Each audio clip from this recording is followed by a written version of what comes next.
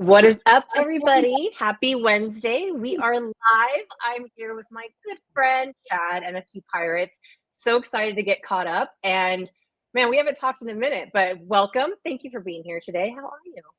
Magic, so great to see you. I feel like this platform has been getting more and more professional. Like, I feel like I'm on a TV show right now. Like, I just saw this awesome intro happen, and everything. The production level is really high, and just kudos to you and everything you've been doing, man. It's good to see you. Thank you. I have a lot of work to do, a lot of more steps to get up there, but I'm learning. I'm trying. But yeah, some of these YouTubers out here in the beauty community, like their videos they play throughout their streams and commercials and everything. I'm like, dang, like I was just used to like hit go live, but Yeah. I don't I don't live like that. But I'm like, okay, I got to step up my game a little bit. No, I hear you. Like, honestly, the quality now of the videos being produced, especially from accounts I haven't seen before, is exceptional. Like, I don't know. Like, I feel like if these same accounts, including yours, were like just more prevalent back in that 2021 phase, you guys would all have like, 25,000 plus subscribers. It's kind of crazy to me because I'm like, oh my God, like the traction that we should be getting now, should be greater. But I mean, yeah, you guys are killing it. It looks really good. Yeah, I mean, like you came in at a time, and like shout out to you, like you were one of the first, VV YouTubers, and so you got a lot of traction. But you came in at a time when, I mean, even before the hype, like you were Yeah. here, and then like took off. And yeah, it's crazy because there are so many like amazing YouTubers that are on the scene now, and it is like a little bit of a shame that it wasn't just a little bit earlier where they could have had the major traction. Right. But yeah, these guys are good, and it's really great to see, Vivi embracing them and each other. Like it's a very collective community of Mhm. supporting one another and supporting each other's streams, and it doesn't feel, super competitive. And I love that, and I want to see more of that, especially with the and we'll get into all these different topics, but especially with the like affiliate program that they're working on that's coming into place. Like I don't want it to be a competitive environment, rather one where everybody gets to shine in their own special ways, because everybody brings something special and unique to the table when it comes to content with Vivi. Right, really well said. And I love that they're intertwining like the community now with everything, like having, a lot more kind of spotlights on them. And I mean, Mhm. including yourself. I mean, congrats on like your own collectible. Like that's so cool. Like your own SR collect. Like I'm like, oh my God, like that is insane, right? So like things like that goes to show you how much smarter they're getting and how much more they're evolving. Um, and I know obviously we'll get into like all the other updates that they're doing, but like I think just from the community front, like they've really pivoted, and then now it's almost like the forefront of what's kind of being showcased, right? Even in the commercials, like I was on Instagram and all of a sudden I see like this commercial and it was like AR and all these things you can do with collectibles, and I see like Randy and like you and all these other people. I'm like, this is so cool. So yeah, they've really listened and like stepped up their game. It's awesome. So let's get caught up on you first. How Yeah. are you? What's been going on in Chad's world? Yeah. So, well, I guess on a personal level, like as you know, like Canada's expensive, right? And so one of the biggest things is I've got a family now, a growing family. I've got a daughter. She's 18 months now, Oh, and yeah, she's so cute. And we both just are getting over the flu. But yeah, a lot of it was like, I scaled jobs a few times. I bought a brand new home. We congratulations. Thank you. Yeah. So just expanding the family. And so my priorities were just really focused on like, those kind of things. That being said, with Vivi, I've always been on the periphery, like watching all the developments and still like interested in everything that's going on. But I find it's hard to find the time to like really dive into it because there's so many updates now with like evolvables and the VeVeVerse and what have you, that it's really difficult to like stay abreast of all that It unless you're like is. exactly unless like you're like you and you're just like happen to know everybody in the community and you can like get all those updates. So that's why I haven't been making as many content. It's like it requires a lot of thinking. I'm gonna do a few interviews and stuff, but yeah, that's kind of Oh, I guess good. yeah. Yeah, so it's funny because I come prepared, guys. I prepared my whole like list of things I wanted to discuss, but Sweet. then I wanted to do like last minute preparations, and I was thinking like last night and this morning of just like recent events, and it's crazy how fast this space moves, because I was like, oh yeah, what's the latest with this? And I'm like, well, I haven't been in spaces since, I was like, oh, Monday, like 2 days ago. Wow. I'm like, Wow.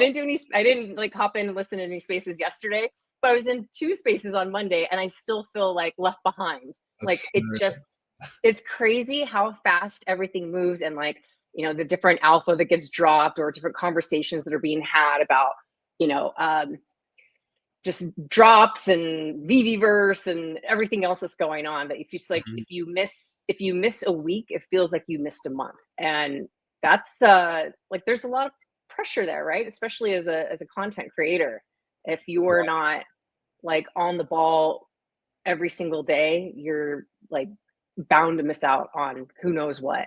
Um, so let's jump in. Um, First, obviously massive topic is the VeVeVerse is Mhm. finally here. So what were your reactions when you saw that and then saw people actually being able to post the content of what they've created? Right. So I think the first thing was I think it was such a good move to sign Ben, because I feel as though he's the one who's really driving that and said it was going to be Q1. And every time we've heard Q1 in the past, it always was like delayed or some kind of something happened. And so I saw him delivering on everything, but I was still hesitant. I was like, I don't know if like that's a huge bold statement. Like unless you already have a lot of progress, there's no way that this can actually be delivered. And then once it was delivered, and to see like all the positive feedback, to see all the insane creations, and just so many cool things. Seeing, I think it was like California Comics had their own comic shop that they created, or like somebody else would have like this huge arcade, or somebody else like made Pikachu out of various collectibles. Like, so the creativity is out of this world, and I think it's a real product, right? Like it's and now if you're a real collector, it's so cool because now you have an avenue to showcase things in a way that's most desirable and most authentic to you. And I don't know, for me, like I haven't had the time to like play in there yet because like I said, I'm putting the baby down or I'm doing something with work, but like I'm like I can't wait just to like have 4 hours and just start building. And so yeah, I think it's overwhelmingly positive. And I think this is also just like the first iteration of the VeVeVerse, right? Like there could continue to be built out. There's all these accessories. So I'm just really happy for everyone, for the community and for the team, because I feel like it was just something there that everybody wanted, and now it's come to reality. So yeah, really, really cool. Yeah, I think it's been amazing. I was a, relatively early beta tester, and when I first Mm, got my access, I got in there and I felt extremely overwhelmed. But I had people like Tails and Falcon that would jump in with me, and still like Falcon or Tails would go into like super detail of bringing up this thing and how you can make it move and make it do this and make it do that, and like you're inputting numbers and stuff, and I'm like, yo, this is like this is way too much for me. And so that was my concern of people getting in, is that mm, it, it's not like you just press buttons and go. Like there is a learning curve, unless maybe you're just really already into this stuff. um for me, my perspective and my just where I come from, there's a huge learning curve, and it can be daunting, and it can be a little humbling, and mm, it might make you a little fearful of really diving in and spending time, because what may take you a week to create, somebody can do in 4 hours. But the really beautiful thing that I've seen is that there are so many people out here willing to help, spend time with you, come into your VeVeVerse space, walk around with you, show you all these different things you can do. And we're seeing also the birth of even more new creators, more people mm, going on to live streams, showing what I think, like I'm a visual learner. So seeing people do live streams where they're showing exactly what they're doing in real time, or in Discord, doing that, sharing their screen is super, super helpful and impactful. And I just also love that it's bringing a lot of new creators to the forefront. And let's talk about the fact that there's monetization here now. Like, there are people getting paid to make homes and, worlds, VeVeVerse, whatever they want for other people. Like, Yeah. I mean, this is so cool, Amy. Like, I think like that's one of the things I think about was like, I thought about recently, like, yeah, you have somebody with like, let's say 10,000 plus collectibles. And for them to just spend a little bit of extra money to go and create an amazing showroom, like what is that to them, right? That's like a drop in the bucket. So I'm right. totally with you on, that being kind of an awesome avenue for people. And so, and I think the other piece to this is like you said, it's kind of complex. So yeah, I haven't really had time to kind of delve into it, but if it is complex, then the benefit goes again to those people that already have those skill sets, are willing to learn it, Right. because then they can go out there. And then I think over time, it probably will get more user friendly, but there's a big opportunity here, right? So yeah, it's pretty cool, Magic. Yeah. And it's like, back in the day, there was people making money off of, when transfers were available, and you had the middleman people that were involved. And sorry, I'm like trying to read the comments. And they were making money, but then that was, maybe not 100% legitimate. Like, it was fine at the Yeah, time, yeah, but then it got shut down. But this is happening now, and it is completely legitimate. Like, you can't stop somebody from doing that, right? Like, if they want to set up a deal to curate a space for somebody, and that was, I mean, we talked ages ago about that being part of the plan, like yeah, that people were going to be able to get paid to do certain things. I mean, I think there's a world, I don't know how far it is out, where we're going to be, streaming from the VeVeVerse, and people are already incorporating emojis here. People are already incorporating it into their shows, but getting tipped through, like, maybe the VeVeVerse itself, and Omi or whatever. Like, I think there's a lot. I think it opens up the doors for a lot of new and great ways to monetize what creators are doing. right. Right. And I think it's another way as well to showcase the collectibles. Like I think it was Sergio that posted some pictures and he was like, is this real life or is this the VeVeVerse? And depending Mm, on the picture, I was like, oh my God, this looks like real life, like with the lighting and the shadows. So it's right. also a great way to then advertise for the collectibles because they're in settings that are way more elaborate and interesting, and that showcase them better.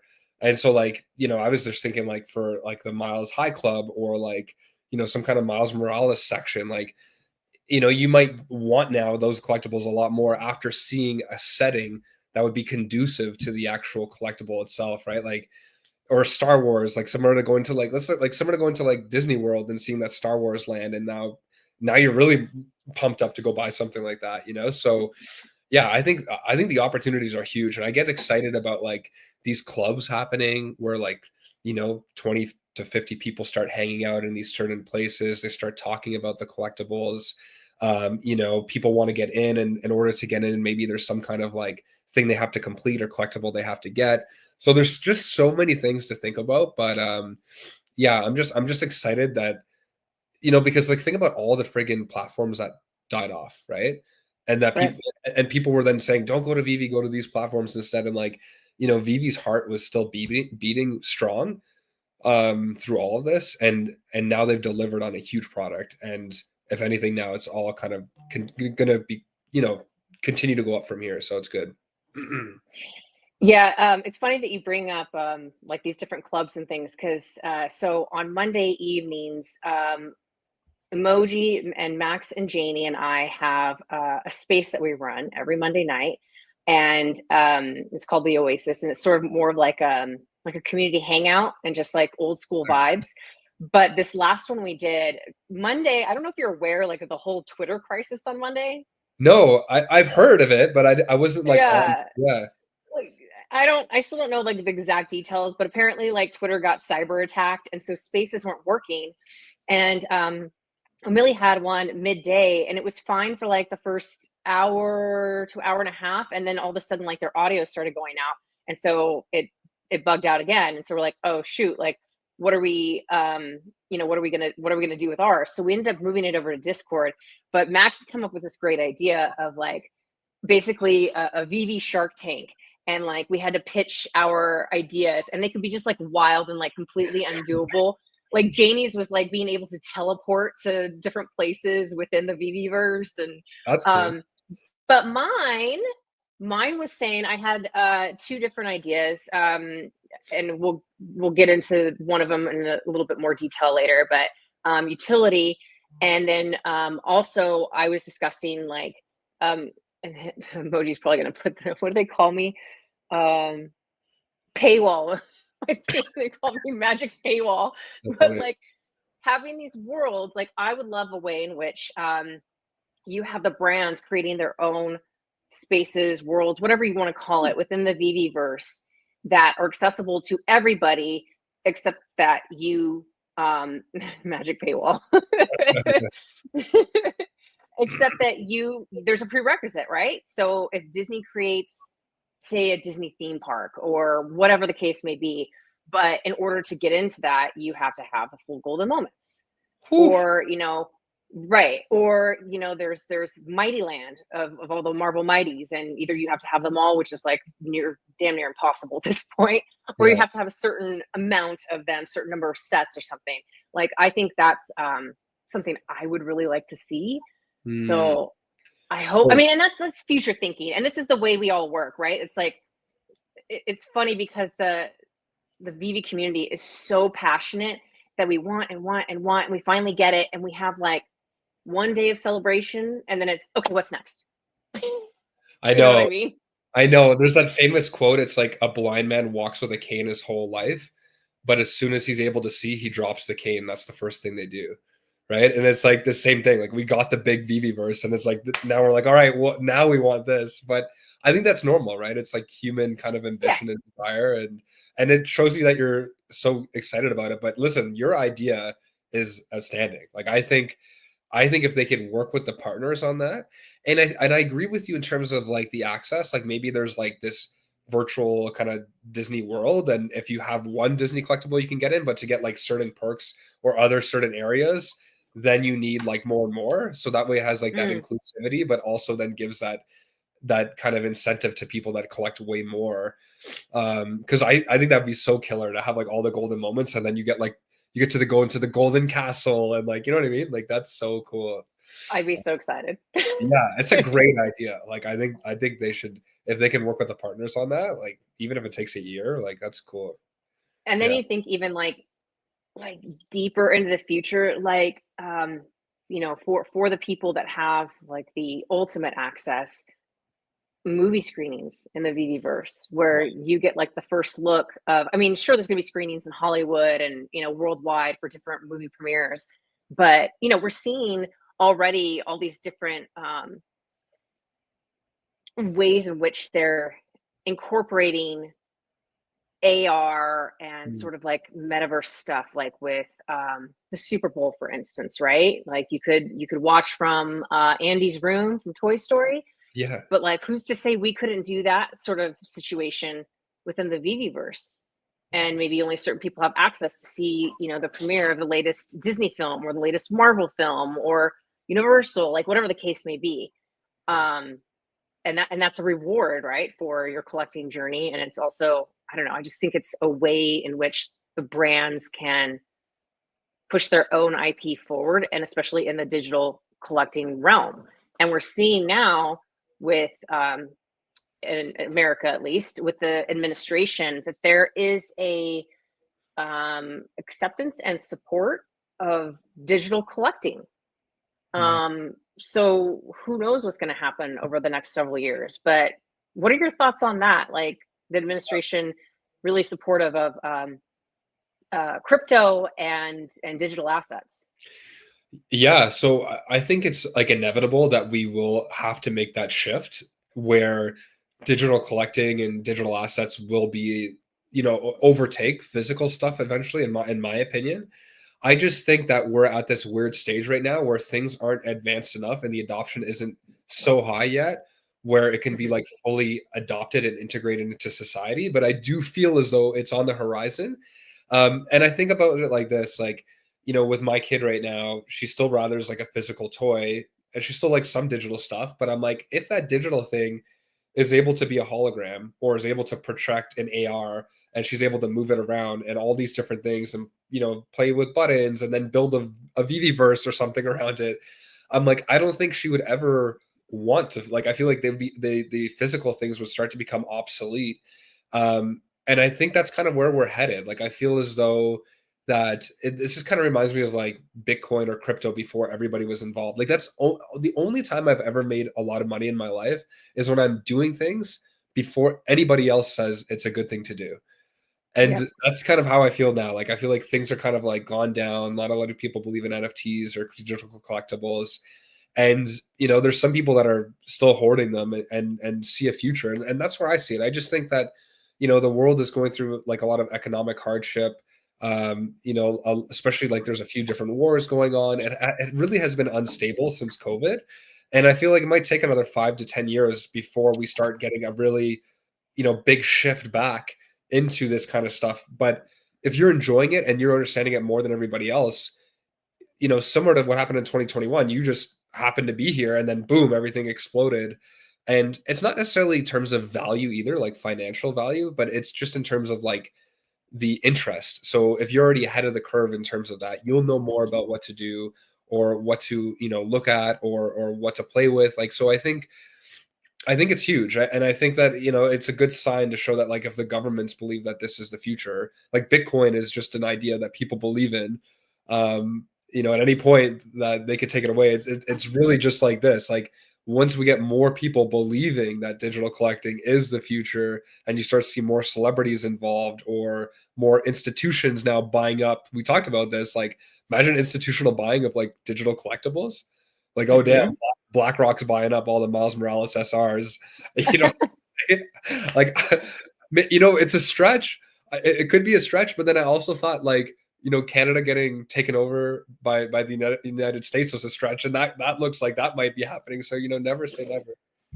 Yeah, you never know what's gonna happen. You never But know. going back to what you're saying about your daughter, and granted, she's still really young, but my kids are 9 and 6, and I have physical toys coming out my ears in their bedrooms. I have a closet full of toys, and yet every single day they come home, they either want to be on VR. My kid has a VR headset, and he plays on that every single day, or they're watching, different YouTube videos, or I mean, they'll watch like Disney park stuff on YouTube, like different history videos and stuff, and then with my collectible coming into existence, they downloaded the Epico game on the tablet, and like that's wild. That within a few months, they're going to be able to play a game using me as their avatar. Like that's mind blowing to me. Yeah. But even though they have all these amazing things, like they are very much into the digital era, and like that's where they want to focus their time. So Mm. with the older kid age ranges, I'm seeing like a heavy shift into that medium. And so and they get it, right? Like the kids want to be up with the like latest and greatest. And my kids like love playing with my collectibles and doing AR, and they want to be involved in like videos and stuff, and they watch like Max and Janie skits and things think it's really cool. So I from my perspective am starting to see a shift in the younger generations and craving more of a digital era. So it'd Wow. be interesting. I love that you kind of like with your perspective and your kids being a little older, you can already see that. You know what I mean? Like that Hmm. is so Hmm. interesting to me. And there's so many use cases, right? Like even I was thinking about it, the other day. I was like, if there's anything that ever happens to the earth, like nuclear war or we lose like historical artifacts, like this is digital preservation as well. Like this is how we take things that first of all, most people couldn't obtain, like like let's say like a Star Wars #1 comic, or like, Amazing Fantasy 15 or whatever kind of collectible. And now not only can you read this in the digital realm, it's stored away in a place that is not causing any havoc within your household. Like you said, you have toys coming out of your yin yang, right? Um, and then on top of that, like you can actually flip through it and you can do things with Yeah. it. And then it can be upgraded. Like there could be a future or built around it. You can put it in a showroom. So it's like, to me, I just don't think enough people have caught on. And I don't think there should be a rush. Like I think if Right. you're in it, like being like, holy, I need to make money and I need to get out. Like, I don't know if that's the mentality you need to have if you're here. It should be like, I enjoy this. This makes way more sense than investing in toys and whatever in the physical realm. And I want to build these awesome collections. I want to be part of an awesome community. I want to be along for the journey in the VeVeVerse. I want to see where the future is. I think that's where, like, that's the core user base now. Veve, like for Veve, it's really just like people that want to be here, and I'm seeing less Hmm. FUD. And if I do see FUD, it's like quickly drawn out because there's not much to say, right? So yeah, it's good, man. Yeah, no, I completely agree. And, not to bring up like a very sad thing, but, we had those horrific wildfires and, a couple months back. And, I put myself in that, and I actually was in the situation of, I wasn't super, super close to fires, but when a fire erupts anywhere in the vicinity, especially with high winds, like you are getting yourself mentally prepared. And I'm like sitting here thinking, like, looking around my house, like, what do I take? Because I do have a lot of physical collectibles. Like, how do you, and then you have your safe and your computers and all that kind of stuff. And like, how do you prioritize that? And, a lot of times you're not going to be able to get in everything out. And, heaven forbid your house, is destroyed. That's also where, the plus of digital collecting comes in, is that at least you have something like that, and some of these for me, a lot of the collectibles I get are things that are meaningful to me and my fandom, like Mm. I have two different physical partner statues, and I'd be, and my obviously my treasured Walt signed picture, and I would be devastated if I lost those. But also my prized possession on VV is my partner statue collection, and so at least I would still have that, and so that's definitely a plus, as well, right? Is that Yeah, you always have access, even if your computer burns up, your phone burns up, like you still have your logins, and once you get up and going again, you'll be able to access them again. it's a great point. The liability of having expensive and valuable items in your home is huge. And like you said, fires, break-ins, it breaks, it cracks. Your kid runs over something with a bat. Like you're just like, oh my God, like there's so much risk to it. Um, and like I totally agree. Like I'm like, where would I rather that money be? Hmm. Or that possession be it? I'd probably want it digitally. Like I'm with you on that. Like obviously it's cool to have things, but I have a lot of like graded comics in the house. And I think about it, I'm like, I buy these comics and I'm looking at it online, and then I buy it, and literally the only extra sensation I have is touch from Hmm. having it. It's just plastic, and now it's in my hand, and then I put it away. And it's so rare that I ever like just flip through the graded comics to like look at it. So I'm like, it just seems like wasted in a way, right? So I'm with you. I think those are some great points. So, a couple other things that I want to say about the VV verse before we move to the next topic is that, not only did they launch it, but there's been like several updates in the last couple of weeks of performance wise. Plus, they introduced new materials and the villa home space. And I mean, that's amazing, right? Like, it's not like they just like launched it and they're like, all right, have fun, bye. Like, it's continuous. And so I just want to say props and kudos to them. And I guess, is there anything else that you're like interested in seeing or want to like hope for when it comes Yeah, to viewers? yeah, so I mean, and maybe you can correct me if I'm wrong, and I agree with you. Like, it's amazing to see those kind of updates already. Like, I think for somebody like me already having a pre-designed home, that I could just like kind of work with to begin with is an awesome benefit, right? And I think it's really smart for new users, especially.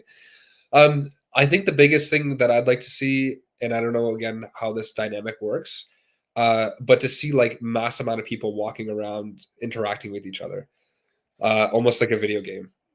Okay, that is something I want to see, and we do have a special guest, so I'm going to let him up very quickly here. Cool.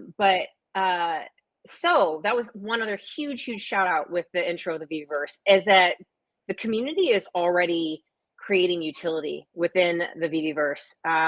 There have been spaces and Discord streams and YouTube streams with games, and there's like find the collectible, or here's a race and you have to get from this point to this point, and which is amazing.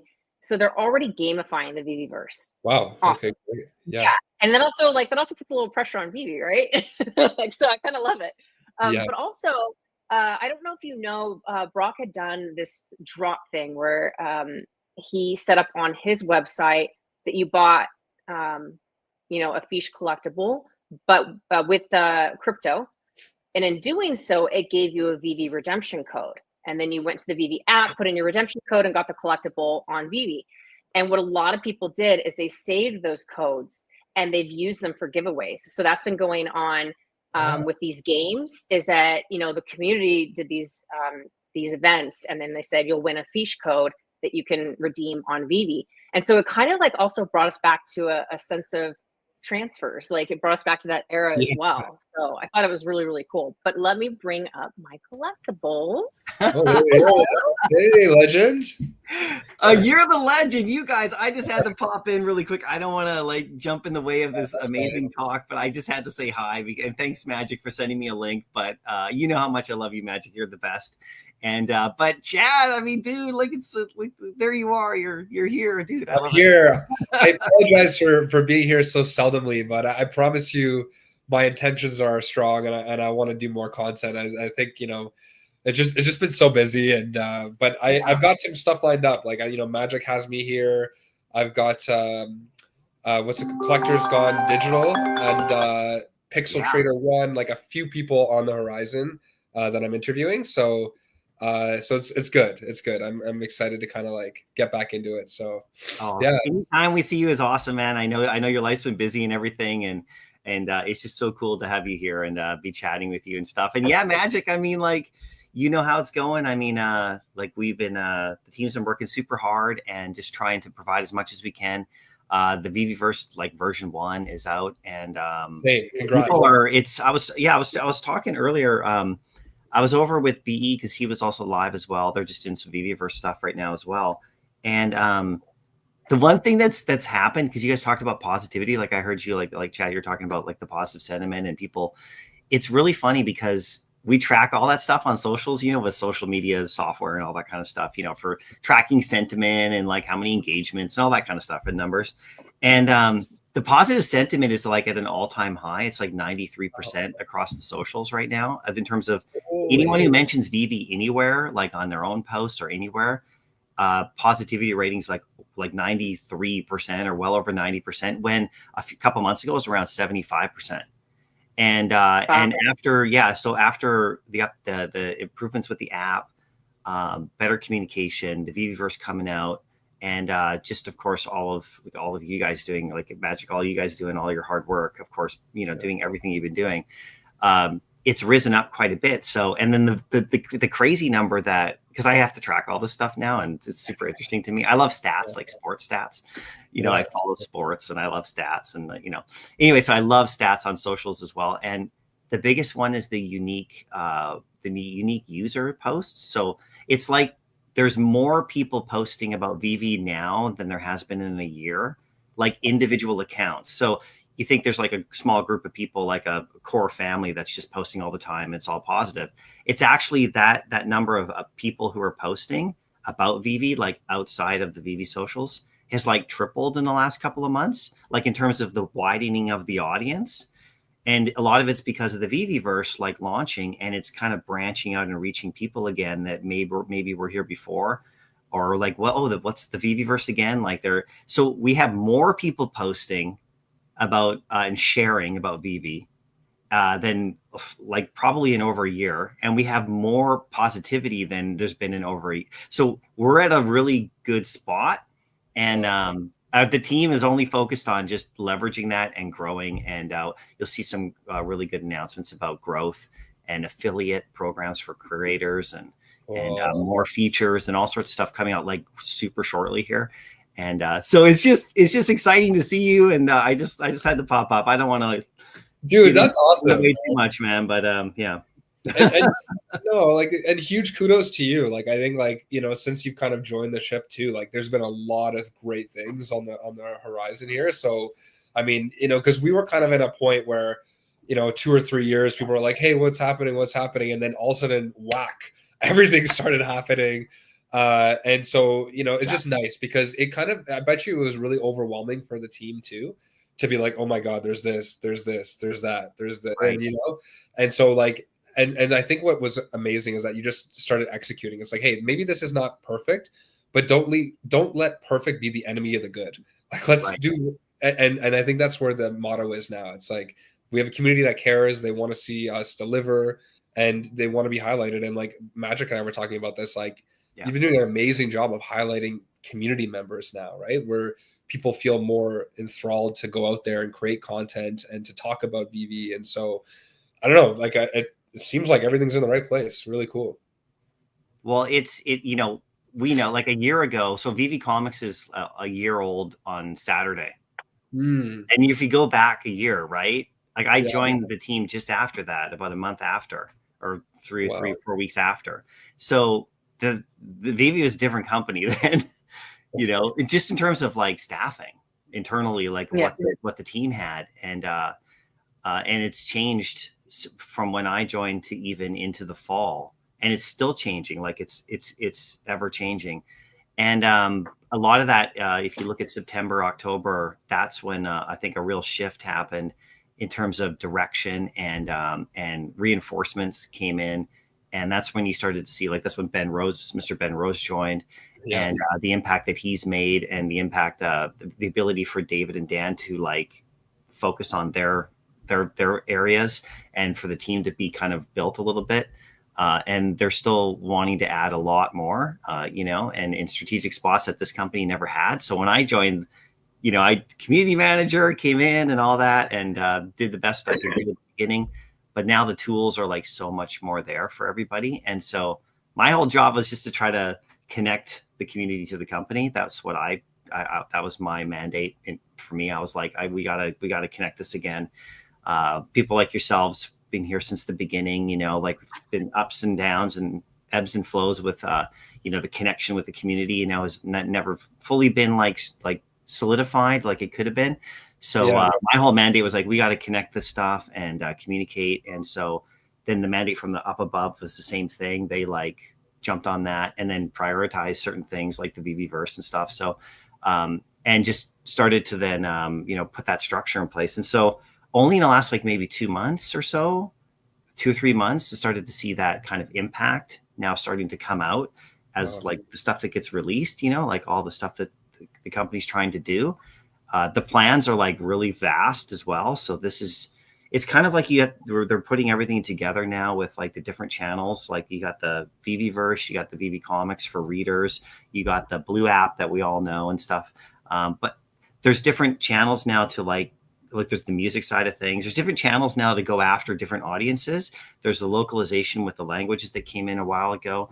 And of course, now they opened up the wait list, the 12 hours, but there was no auto pay.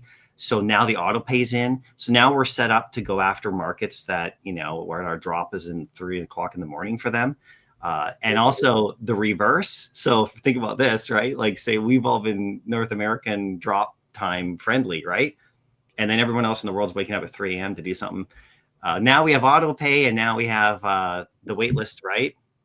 So now you can go to another region, drop something there that's specific, that's in their fandom, that shows up on their time of day that's really good for them. And we can join auto pay over here. Right. And we won't miss out on it and get up at 3 a.m. Right. So there's still work to do around that because you only can hit it one time. But, you know, but you see how that kind of like that plan is coming together for them to now branch out. So there's all sorts of like that kind of thing that's finally happening. So it's been a huge like development since I joined the team, and hopefully the connection to the community is stronger. That was what I was trying to do the most, but it's just a gap in between. Like it was just like magic. We've been working so hard. When you come to the events, you've been working so hard trying to get people connected, and the team recognizes that hugely, right? And that's only just the beginning, you know, with events and stuff, and you know everything. So, but like now that there will be maybe a program coming in place to actually really reward creators and actually give them tools to actually grow. Well, all the stuff we've been doing with the sponsored and giveaways is just, you know, that's kind of the bridge, you know, that's how I always thought of it. So anyway, I can go on forever. It's really about you today, Chad. I don't want to get in the way. I just wanted to pop up. I had to say hi. I will say, yeah.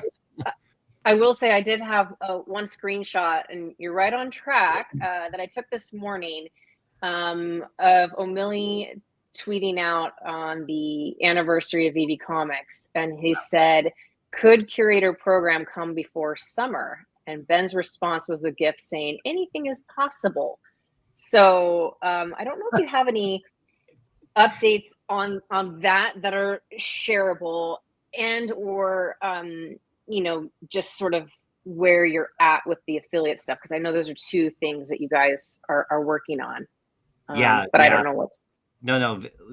Well, with the Curator program, wait for more news on that and when that launches and everything. But that's definitely something that they're working on, and that's another avenue to get more people here, especially with independent publishers to like, you know, launch their comics. Especially our community. There's people in our community who are like creating their own, and for the ability for them to like publish it without printing and then put it in front of an audience, and then gain a fan base before they even go down the road of printing comics on their own, and actually like being able to do that is a whole plan behind VeVe Comics. That's amazing that Dan and David, you know, announced in New York Comic Con this notion of like what they plan. They have way big plans for VeVe Comics and how that goes. That's a whole avenue of like new users to like go after that whole channel, right? When I say channel, I think about like there's the people who want to read comics, there's, you know, same day as print, but then there's the publishing aspect of it. It's amazing. So they're just working on that, and there'll be more news. They'll announce that.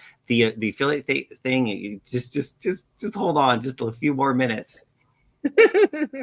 Sounds good. I can wait because it's hopefully it'll be good stuff, but just hold on a few more a little bit, and you'll get official announcements about that, and creators will be contacted. It'll be fair and great, and I'm just like I'm waiting for it, and we'll see. You know, we'll see when it comes, but just not much longer, I don't think.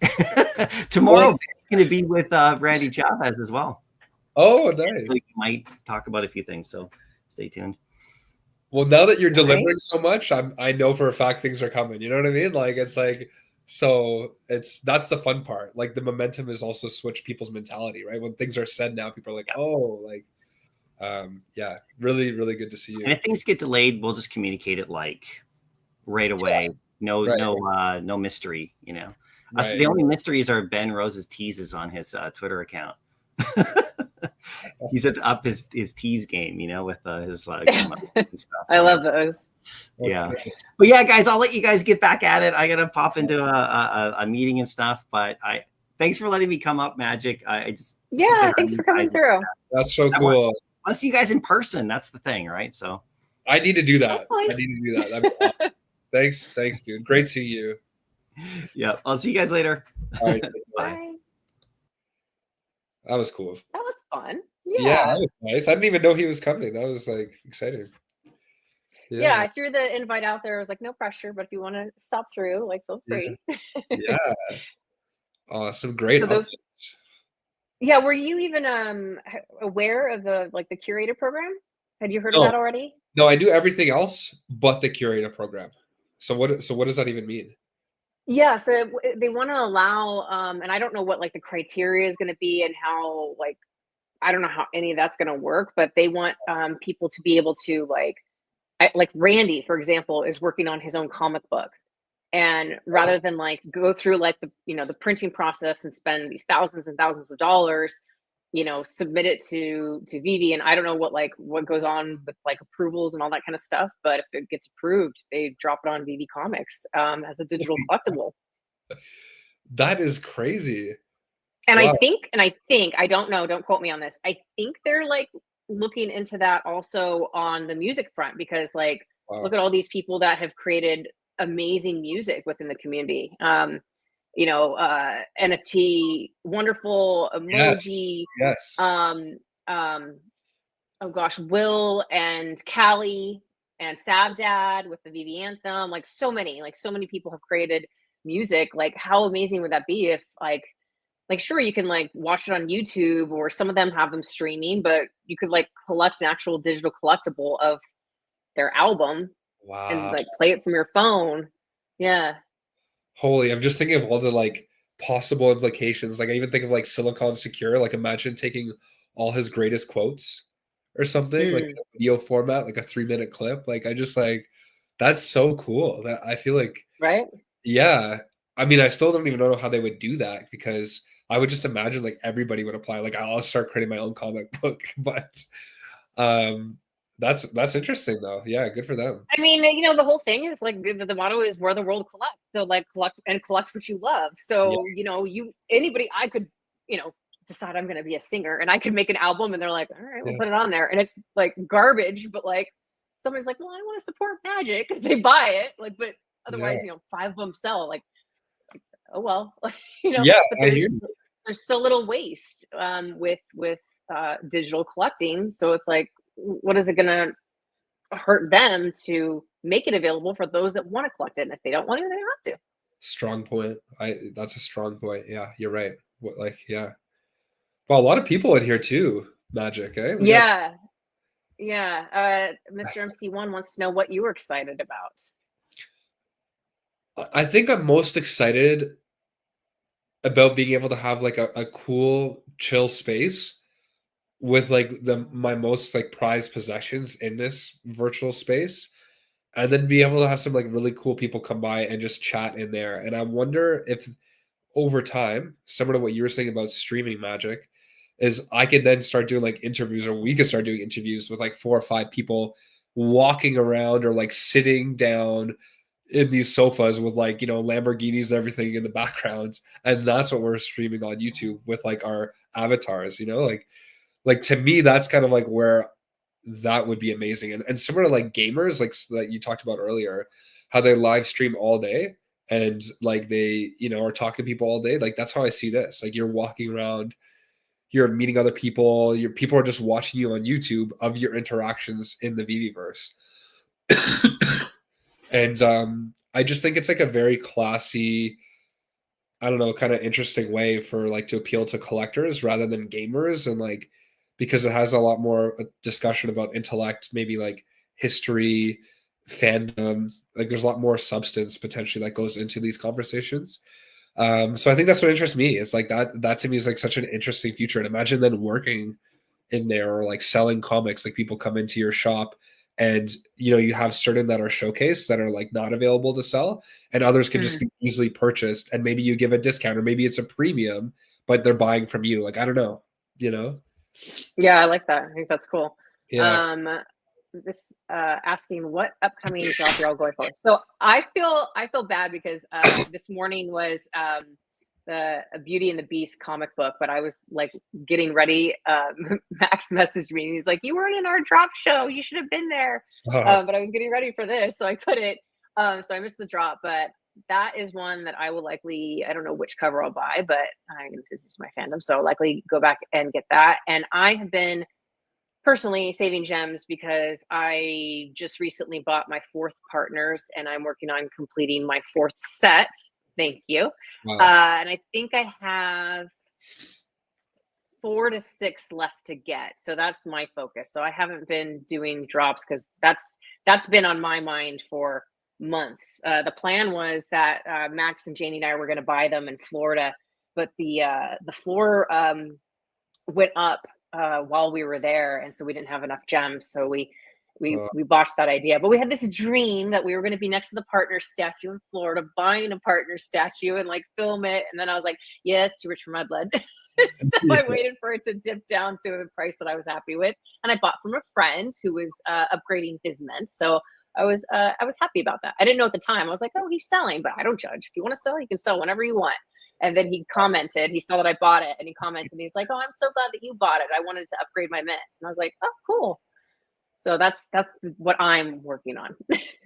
That's amazing. Holy, 4 partners. I feel like that's the penultimate right there. Like that's that there's something so special about the partner statue. I remember the first time that I got it, just seeing all that gold, seeing like Mickey and Walt, and I just remember thinking like, whoa, like it hit me so hard, you know? And I made a video about it with like the classical music, and like I still think about it a lot. Like it's such a cool thing. For me, Magic, in terms of the drops, you know what? I'm really not that excited about future drops because there's so many things that we already have on the app that I still have yet to examine or understand. I did that top 10 list where I did like I got 330 responses from the community, which again was just a sample of obviously the total amount of people in the community. So I wouldn't use that as like concrete information. But what it did do is it showed me the amount of other things that I didn't even think about that people were listing as their grail. And so I want to go back and like start thinking, is there something that people haven't caught on to yet that I can now grab? That's what I'm thinking. Yeah. I do that a lot too.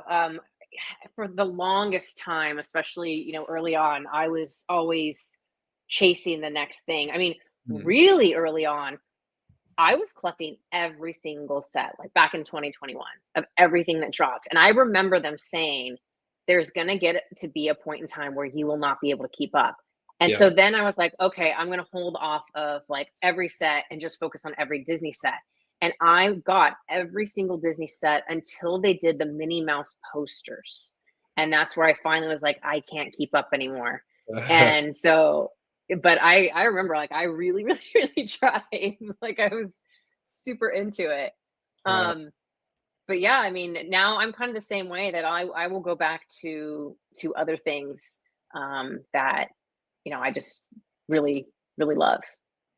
Yeah. And there's so much. And I think like for me from the beginning, I always was just like, I didn't really care about sets. I cared just about like certain collectibles, like exactly. Like I wanted those flex pieces.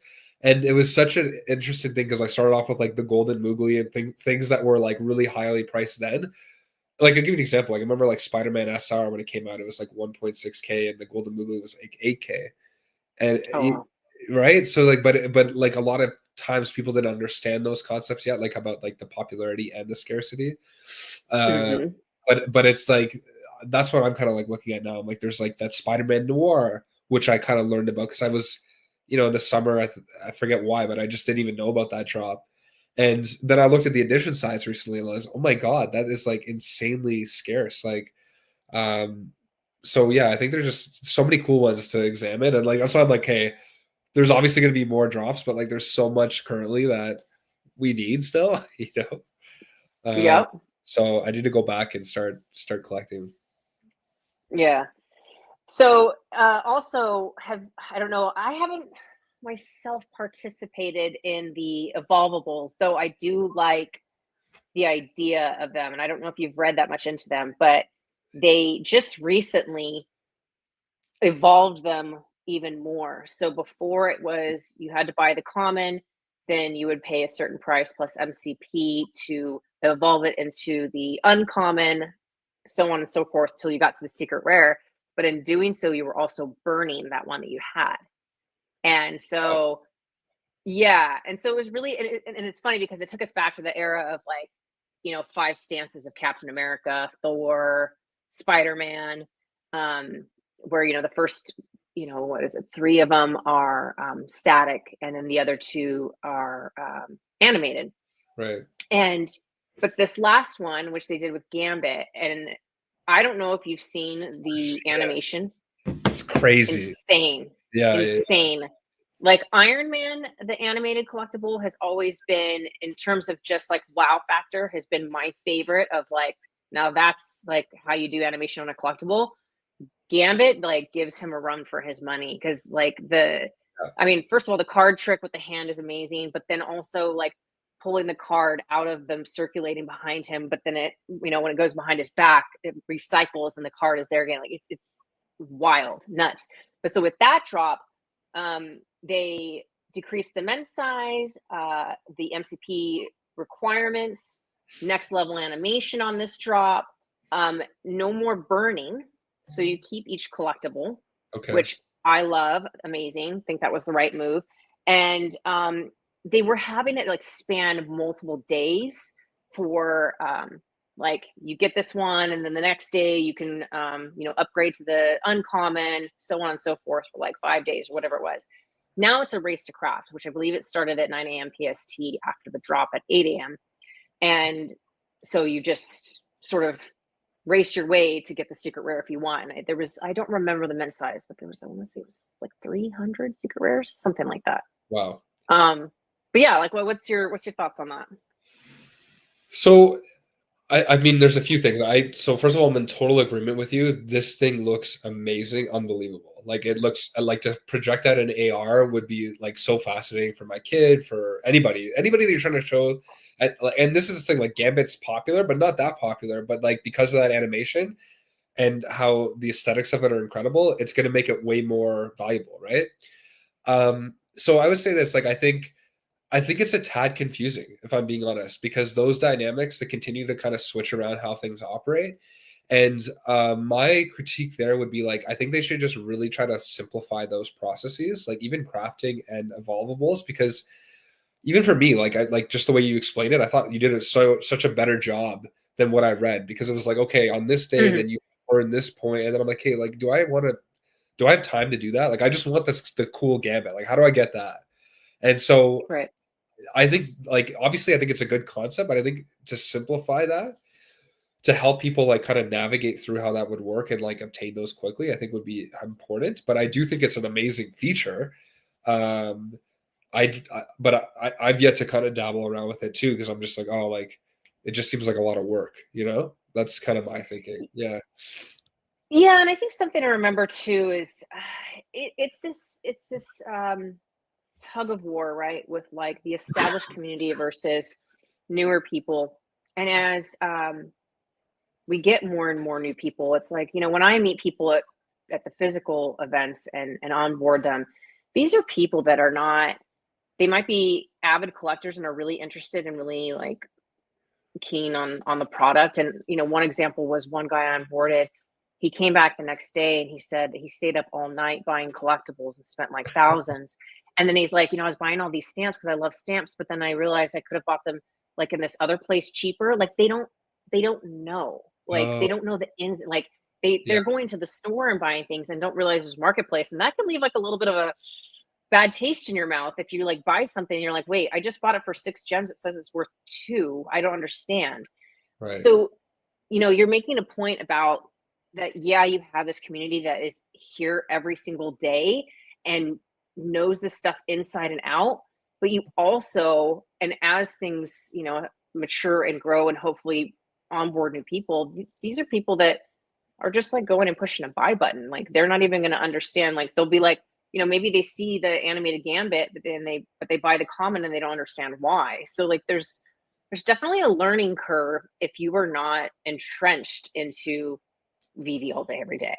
Right. And that's something I think they need to take into consideration too. But it's also, you're wanting to make your current customer base happy because there's this demand, lower edition sizes, evolvables, burns, all this kind of stuff. So it's like this weird give and take that you have to figure out what the happy medium is, right? Oh my God, I'm loving these points. So it's so interesting. So like my line of work is called like knowledge translation, like knowledge mobilization. And so basically what I do is I try to take the research and put it into practice. And so like I'll give you an example. Like let's say a physician is using an older concussion resource that's outdated, like it's obsolete information. We basically use the newest evidence and come up with new resources to teach those physicians about like using them, so that like the newest people that have concussions are getting like the best treatment, right? And that process of trying to train that or give that physician new information and for them to be willing to accept it is really difficult. And the best way to do it is by a peer-to-peer thing, like having another physician talk to them about why. And so my point is like with you onboarding like people in the real world, despite the tutorials, despite like, all the social media, whatever it is, like that's the best way. It's like when a friend or somebody that like works for VeVe is doing that. And I just wonder if there's like a way to like improve that process, because like that's even for me. Like if I think about everybody that I got on in my family or my friends, it was all like me sitting with them. Okay, you see this? This is like a partner statue. This is why we think it has value, whatever, whatever. I just don't think it's really hard to get that from like an ad.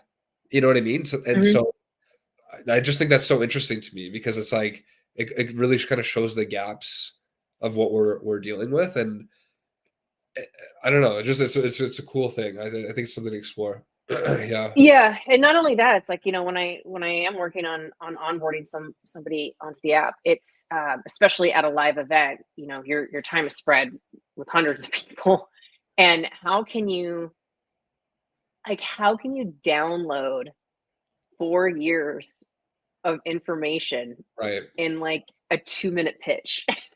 Right. It's not. Like it's impossible. Yeah. And so like you have to like kind of sort of focus on points. But I remember like I started saying, and once we'd give a collectible for them to start their collecting journey, and like, if you want to look into more collectibles, I would sort of say like, make sure you check out the marketplace and see what's available in the market, because you might get a better deal than in the store. Like, that was my way of trying to help people, that they wouldn't like go buy from the store. Because after hearing that story, I was like, oh man, I feel bad for that guy. Like I don't want him to like feel like he automatically like, is at a loss, because it's like, it's supposed to be fun, but you don't want to see that. Yeah. Yeah. No, I know. It's tough. It's a tough one to crack. Like you said, 2-minute pitch. That's a hard one to land. I feel like you're the person to do it though. So Thanks. yeah. I try. Yeah. So I don't know if you've also seen that they did like a massive comic burn, and now it's there's an interface on the app that shows like that comics will be available for 30 days, and after that they're burned. So I think that's an exciting new feature, and you're getting the brands like Marvel and Disney that have agreed to that as well. So that's great for scarcity, right? It's crazy.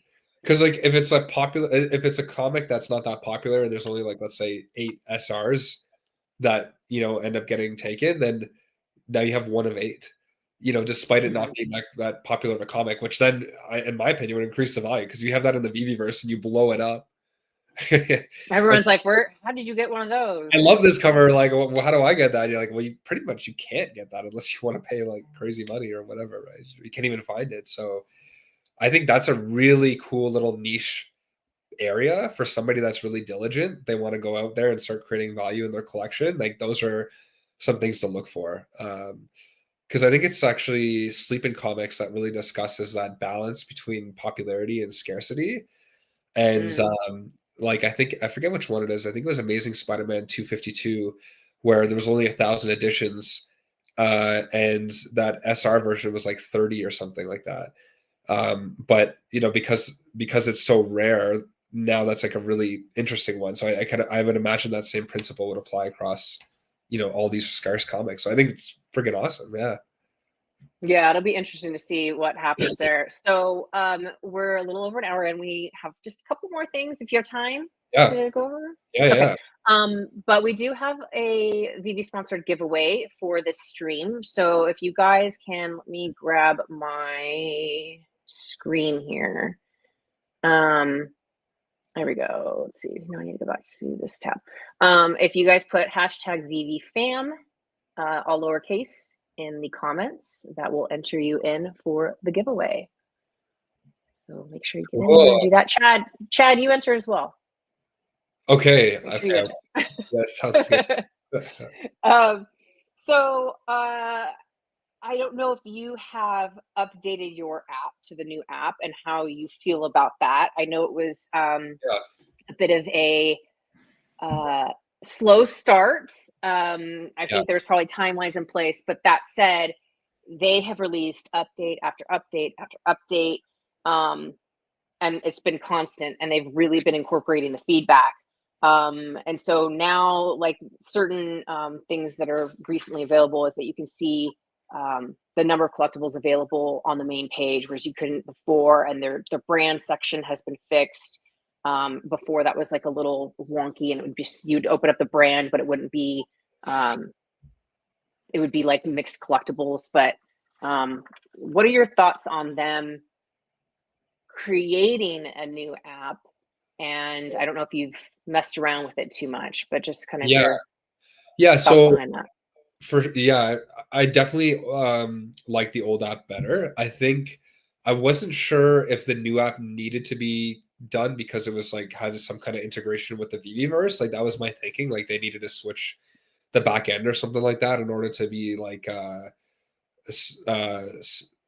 like just in order to like work well with the VeVeVerse. But I it's kind of reminds me of when they did the branding switch. Like I liked the old branding better, and then they just randomly switched it. And sometimes I'm like, man, like it seems like these random priorities where they're just like, we made this huge switch and it was like, hey, we like the old branding, or we like the old app. Like nobody ever had an issue with the app, really, right? It was more so like everything else. So so I'm not sure what the reasoning is. I think if I had to guess, I would imagine that's what it is. But that being said, I do like that they're making continuous iterations and making progress and making it better and listening. But I do think it needs to get better because I do find it still slow.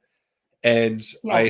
I don't like the way the images, like the NFTs look. Like I wish they were a little more blown up or just something that was a little more exciting instead of it looking just like a catalog.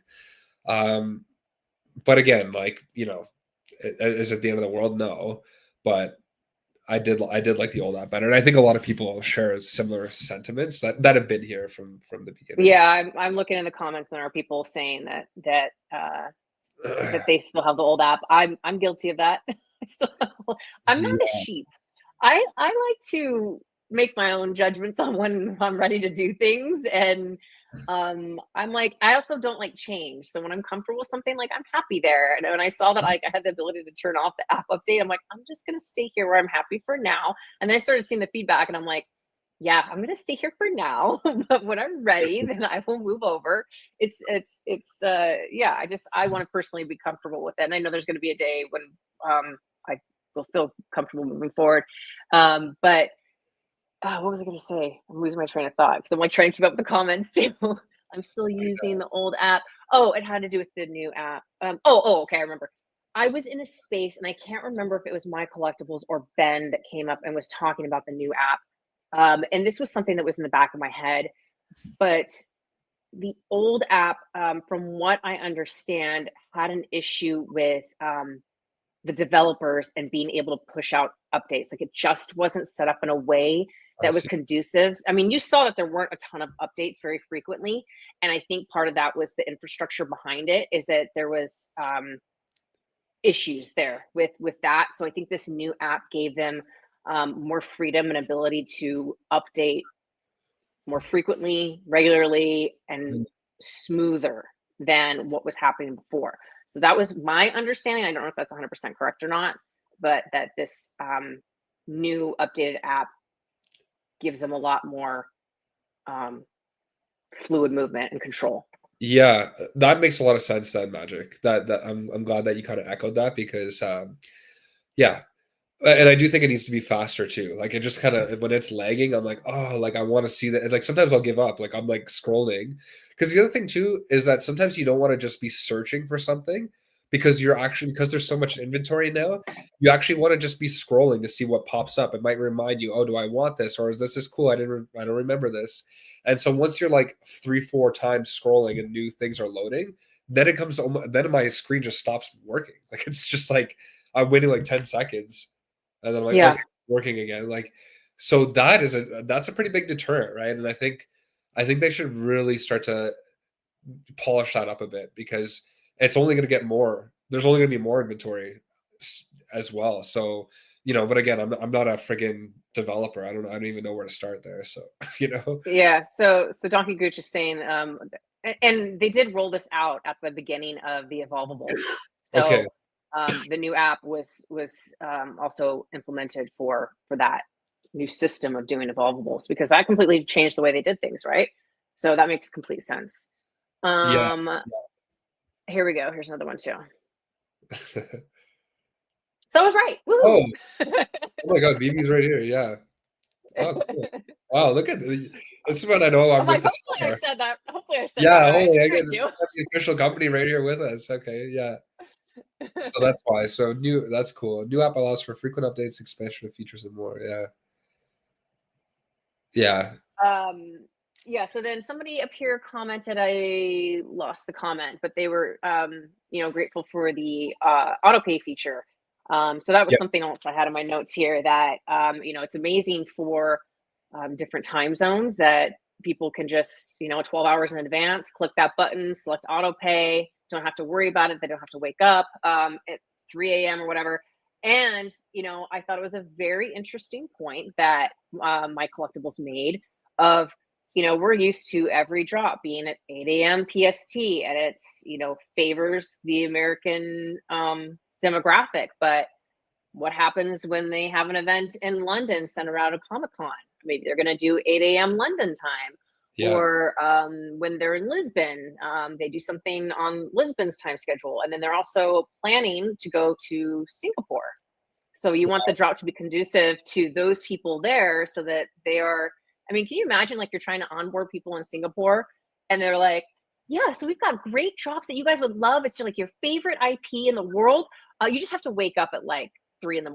So Yeah. it's fine. Yeah. And they're like, okay, no thanks. Yeah, it's a huge upgrade. Like that auto pay feature is like so smart. And even for me, like I said, like I sometimes I get busy and I get pissed. Like I can't tell you actually the amount of drops I've missed because I've got my phone and then I get a work call or I'm like in the zone and then I'm like, damn, like it's 11:05. I'm like, damn, okay, I missed it, right? So because for me it's 11 a.m. Eastern that usually I get the drop. Yeah. So it's I think it's like this is huge. Yeah, this makes a lot of sense. Yeah, and for me, like I like to sometimes like sleep in on the weekends.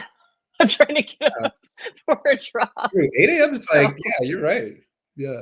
I will say the one thing, my feedback slash criticism in part of what has held me back, and I've voiced this in spaces before, but what's held me back partially with the evolvables is I personally, and it's just my thing. So I don't like it, so I don't get involved. If I want to buy that SR, I'll buy it in the marketplace. Like it's not. I'm not like, man, Vivi, I'm never buying anything again. I don't feel like that at all. But I don't like the race to craft scenario because in my mind, like it goes back to the old days of like plugging in different places, being next to a server farm, having to go to a cell phone tower. Like I don't have the best internet speeds, and my chances of getting an SR are kind of like slim. Yeah. And I worked this hard to like move each step up, and I guess I would feel a little more inclined to participate if I felt like it was what's the word, a waitlist scenario where you're randomly chosen out of, say there's 300 available, 500 people want in, you're randomly chosen. Like for me, that's something that I would like, but that's just me. No, I'm with you on that. Yeah, because I think it like prioritizes like the equality across like like different people, different networks, and like gives opportunity to people that are in areas where the signals aren't as good and stuff. So yeah, we're on the same page, and I think they'll probably introduce that. Maybe so. Yeah. Reminder, guys, hashtag all lowercase VeVeFam to be entered in. I will do that in the next few minutes here.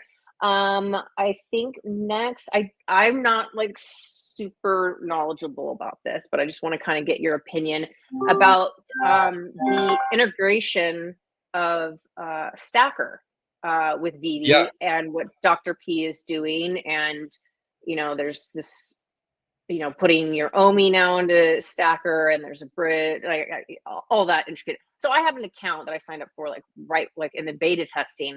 I'm more involved in the community side than I am in the like just on my app every single day looking at market prices and going and I like to be just really up to date with the overall feeling of what's going on in the community. That's just where I like to live. So I don't mess around with Stacker nearly as much as I should, but just kind of curious your thoughts on everything that's going on that front. Yeah, so I've heard a lot of good things. I think the one thing that I've heard is this is really smooth. I think it's awesome because it gives opportunity for Omi to be like useful for different things. Um, Hmm. I think like yeah, I think it's like even if I think about well, here's a real simple problem that I think a lot of people have. So my wife sees our we share our accounts. So everything I'm doing, if I'm using like a line of credit or a credit card or whatever, if I'm buying something and I'm getting like excited, she's gonna see that transaction, If I have a crypto always laying aside, if I want to transfer something over to Omi, or if I have Omi that I'm using, I could easily go get something and obtain something without it being like kind of a traceable thing, at least from my household. I know you can see it on the blockchain, but I'm just saying like it's a way that it kind of lessens the amount of barriers that we have. And I think like there's a lot of people with a lot of crypto, and so when you think about like what the implications could be, like once more people catch wind, it could mean that like now you have multiple revenue kind of sources coming in from different angles attacking these collectibles. So I think over time it's a big plus, and I'm glad that they kind of found a way to start this. And so far it's been going really well. I think there's some limitations from what I understand about like certain collectibles like Disney or something. Yeah. So I'd love to see that because I think that would really send those over the edge. And I think about Miles Morales, of course. But yeah, I think it's positive. And yeah, like you said, kudos to Dr. P for figuring that out. Yeah. Yeah. Totally agree. I want to give one last reminder, VeVeFam, hashtag VeVeFam for the giveaway. I will do that super soon, guys. Chad, get in there. I know. I feel like I need to. I just feel bad because it's like these. I don't imagine I'm the winner, and I'm like, oh, I'll take No, it. you should. You're giving your time to be here today. What are you Yeah, talking about? no, That's crazy. yeah. Okay, so just sort of like to, I guess, wrap things up. Is there anything like major that you're sort of waiting or hoping for or wanting to see, or just, I don't know, like Yeah, what's next for you in terms of like what you would like? yeah. So I think everything's kind of in place from what I was hoping to see from Vivi. That there's two things though that remain for me that I think, if I'm being honest, would like make sure that this is like something that stands the test of history and will like go global. Like I think, like I know it already Mhm. is global, but I think it would really kind of be something that people talk about, like similar to Pokemon cards, like how it's like everybody knows what that is. Like I feel like Vivi could be that thing that everybody knows what it is.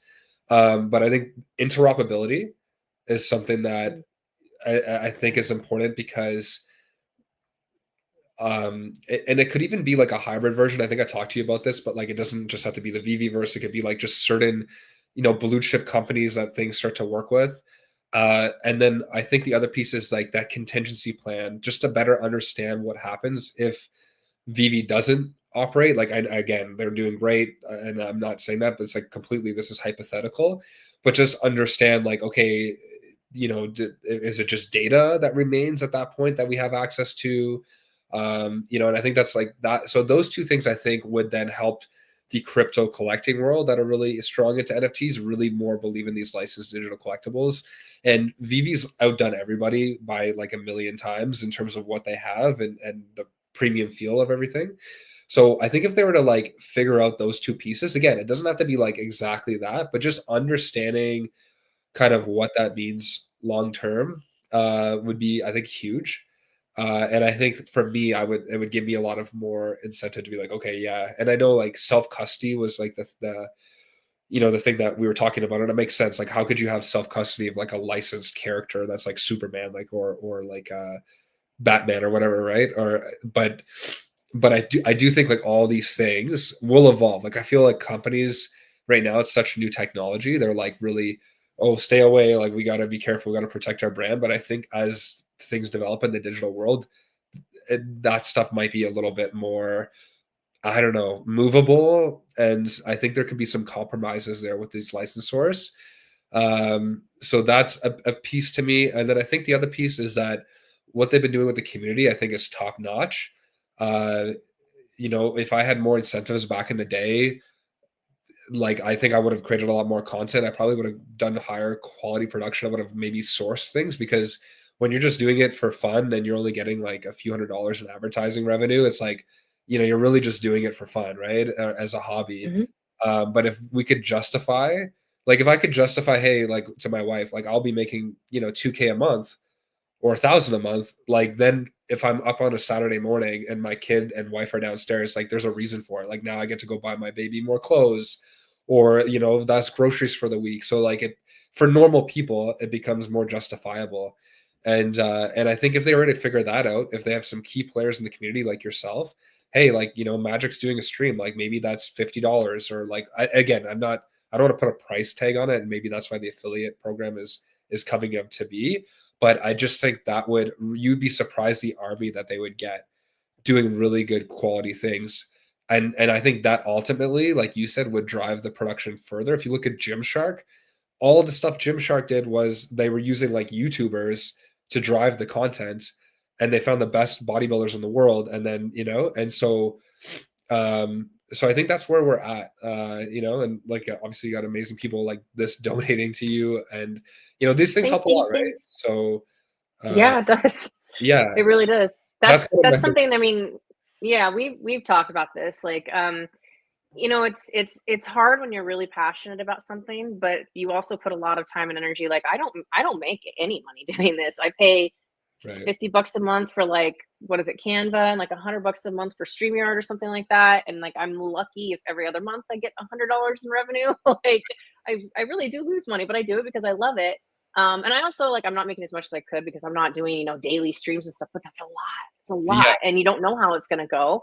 And so I've tried to, like, sort of put my energy into other ideas too, to see what, I've got my new crypto show every week, and I, do Disney reviews and stuff. But again, all like the Disney reviews, that takes money and effort. And everything that I do is like with extreme love and passion for the community and the company.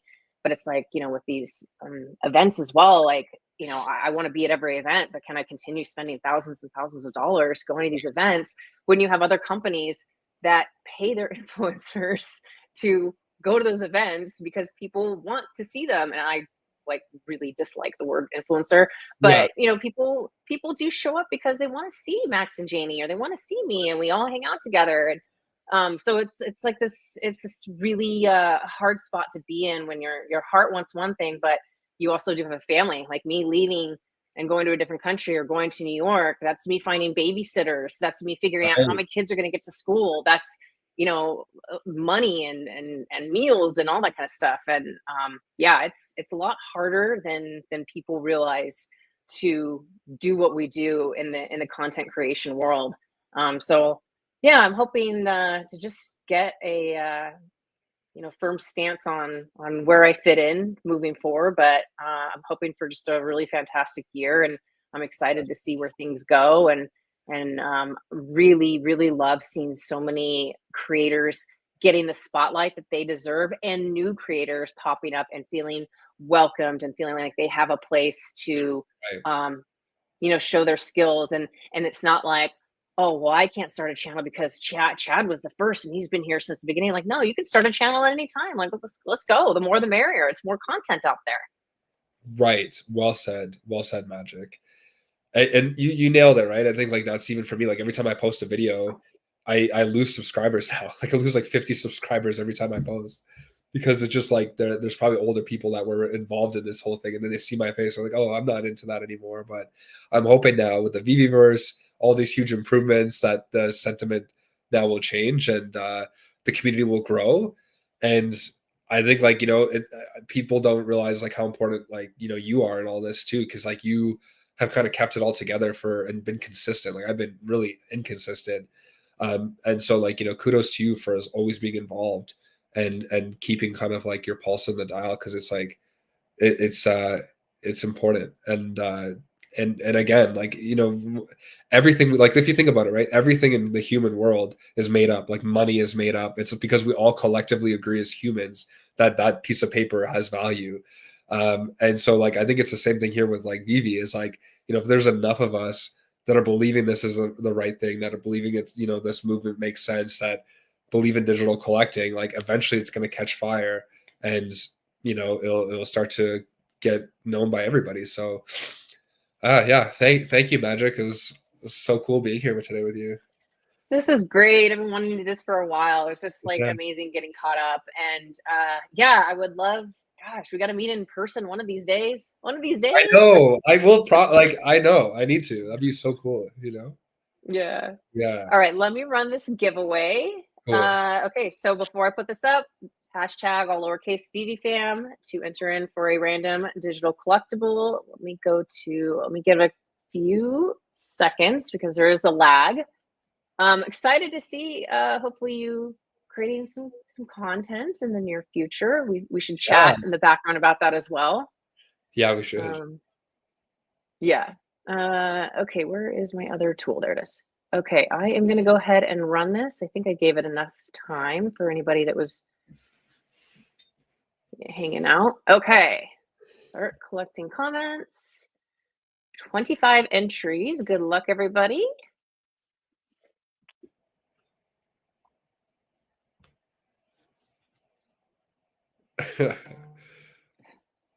Oh my gosh, mahalo. Okay, nice. Mahalo is the king of winning giveaways, I'm telling you. Oh, really?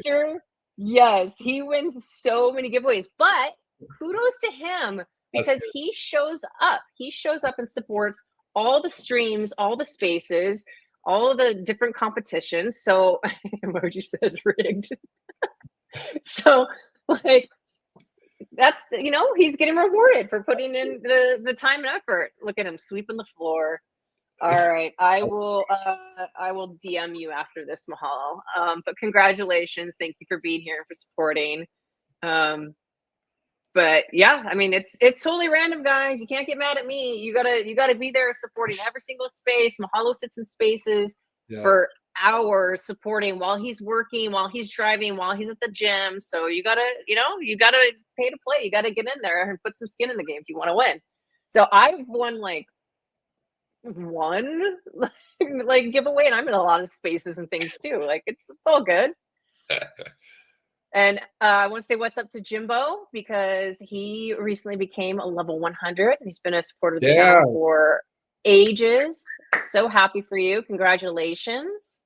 And thanks for coming through. And yeah, I guess we can go ahead and wrap up here, but this has been great. Feels like the old days, just like chilling and hanging out and getting caught up, and always great conversation. And you know, I always have to thank you for getting me to where I am here, because would not be here if it weren't for you and your channel. Well, hey, I just said, hey, Magic, you want to pop on? And you're like, you were the expert, like, you know, so I didn't do anything. I just gave you a platform to speak on. But one thing I do want to mention too quick is just you know, shout out to Kevin on behalf of Comics and Crypto. I heard about that, and you know, you knew him better than I did, Magic, but it still affected me pretty significantly because, you know, I chatted with him at least 10, 12 times on different streams, and just such a remarkable guy. And it just blew me away that happened to him. So yeah. Yeah, thank you for bringing that up. Yeah, that was just a shock. Devastating loss. I mean, this guy was extremely unique, one in a million. Their Comics and Crypto has messaged out there that they're going to have a celebration of life for him on March 29th. If people that haven't seen that yet and knew him and want to participate, I would reach out to Comics and Crypto about that. Yeah. I'm going to figure out my best. It's like 5.5 hour drive for me, but I'll be there. I'm going to figure out how to get there, but I will be there for that. That's these guys too. Like, I think, like I met Kevin and Sean were the first people I ever met in person. And they invited me to LA Comic Con twice. I mean, we created a solid bond. Definitely friends with them. But I think what hit me harder than anything was these guys, and specifically Sean, Kevin, and Roth, Metaverse Life, were hugely there for me with everything with Sil. When I, they lived in his area. And so when I couldn't be there, they would go visit him in the hospital. When I was there, they came to the house, they went to the hospital. The night he passed away, Roth came over to where I was and with the Wow. family, and we all cried together. Like, these guys were like not only a huge support to him and what he was going through and showed up for him, but also to me as well. And so it just, it really hits me hard. You know, seeing them have to go through this devastating loss, and that's like I wish I could be there and just give them a big hug, but I want to support and love on them any way I can, because it's rough. It's very sad. Yeah. Wow. I'm glad that you're all, going to be there, because I think that'll be important for them, and I just know how close you guys Absolutely. are. So, yeah. Anyway, well, okay, he'll be, he'll obviously be in everybody's hearts, right? And it's actually really cool that the community can kind of like continue to kind of bring them with them. You know what I mean? Like, it's like Silicon's still Yeah. so prevalent in our community. You know what I mean? So Yeah, and I don't know if you've seen, but like there's been several people who have made like beautiful tributes in their VeVeVerse spaces to yeah, Silicon, and it's a way of having somebody sort of be immortalized forever. And I'm sure we'll get to see that with Kevin as well. So it's beautiful and amazing. yeah. Wow, cool. All righty. Well, thank everybody that tuned in. This was amazing. Had so much fun. I hope we can do this again sometime in the near future. But yeah, we'll stay tapped in and have some sidebar conversations as well. Yeah, exactly. All right. Bye, everybody. Everybody.